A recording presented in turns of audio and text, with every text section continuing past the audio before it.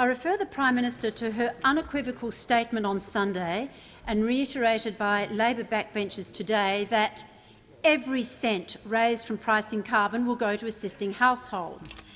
How can the Prime Minister be trusted when the government entered into an agreement in December last year that requires the government to give a reported 10% of any carbon tax raised to a United Nations Climate Change Fund?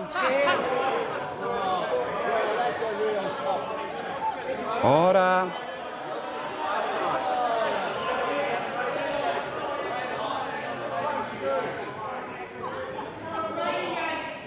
Member for Banks.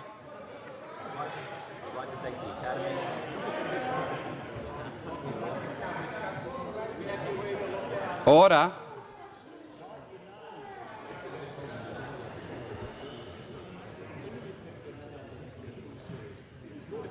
Order. Prime Minister.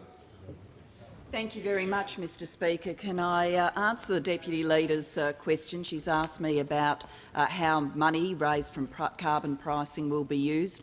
Can I refer her to what I said at the press conference last Thursday when I announced the carbon pricing mechanism? I said this: every cent raised from pricing carbon will go to assisting households, helping businesses manage the transition and funding climate change programs. And the government will always support those who are in need of assistance with cost of living pressures. That is where the money will go. And then, of course, when I was on a Sunday show on Sunday, I said this: I do want to be clear. Every cent raised from pricing carbon will go to assisting households, to helping businesses transition and to programs to tackle climate change, but the highest priority will be assisting households. Prime Minister will resume her seat. Order.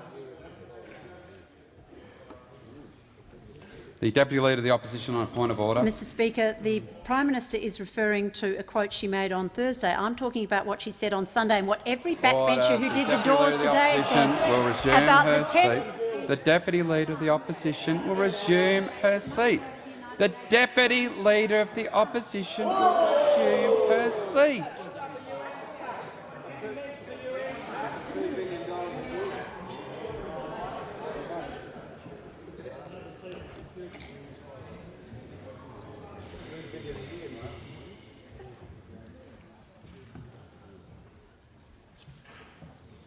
Prime Minister is responding to the question. The Prime Minister has the call. Thank you very much, Mr Speaker. Can I say to the Deputy Leader of the Opposition, more broadly, I've got very little idea what she's on about, but I'm not on my own there. It's always the Liberal backbench, whenever you meet one of them in the corridors, is very keen to offer an assessment about not knowing what the Deputy Leader of the Opposition is on about. If the Deputy Leader of the Opposition has any real interest in assistance for Australian households, then let me advise her of this. If she's really interested in assistance for Australian households, she'll be supporting the government, because what her leader said today in a media press conference just shortly before question time, when he was asked about household assistance, he said this: it sort of defeats the purpose of making everything more expensive and it creates this giant money go round. So, off the Leader of the Opposition's utterances to date, what we do understand is he thinks that a carbon tax is the simplest way to price carbon and he's opposed to household compensation. That's what he said today. So if the Leader of the Opposition's Deputy Leader of the Opposition is genuinely interested in household compensation, she'll be endorsing the government's position. On the question of foreign aid, what I can say to the Deputy Leader of the Opposition is the government will make its own decisions. You'll get yours from One Nation.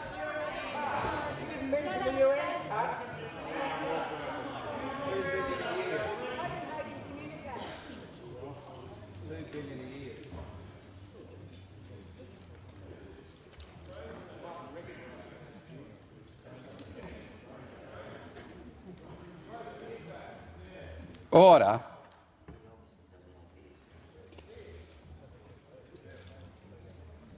I remind the Deputy Leader of the Opposition that she was warned earlier.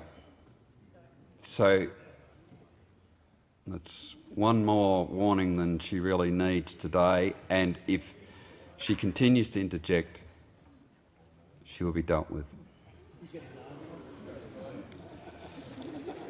I think I recognise the member for Lyne. The member for Lyne. Mr. Speaker, my question is to the Prime Minister. Prime Minister, in light of media reports today of cross... There will be no carbon tax under the government I lead. Certainly what we rejected is this hysterical allegation that somehow that we are moving towards a carbon tax from the Liberal and their advertising. We certainly reject that.